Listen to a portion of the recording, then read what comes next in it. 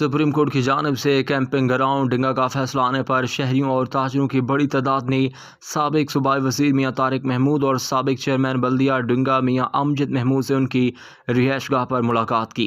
شہریوں نے camping ground case میں عدالتی فیصلے پر خوشی کا اظہار کیا اور دونوں رہنماؤں سے مطالبہ کیا کہ اس فیصلے پر فوری عمل درآمد کروایا جائے۔ میاں طارق محمود اور میاں امجد محمود نے شہریوں کو مکمل تعاون کا یقین دلاتے ہوئے کہا کہ عدالتی فیصلے کے مطابق زمین مالکان کے نام منتقل ہونی چاہیے۔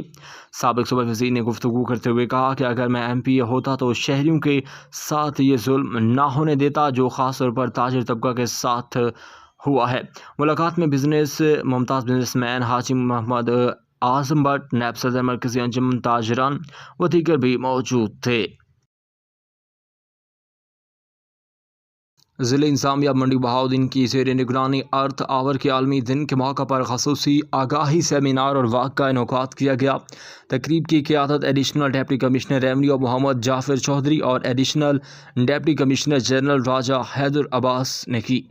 واک اور سیمینار میں سرکاری افسران، سول سوسائٹی کے نمائندگان اور شہریوں کی بڑی تعداد نے شرکت کی۔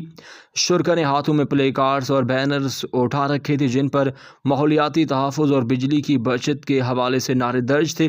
اس مہم کا بنیادی مقصد توانائی کے دانشمندانہ استعمال اور کرۂ ارض کو موسمیاتی تبدیلیوں کے اثرات سے بچانا تھا۔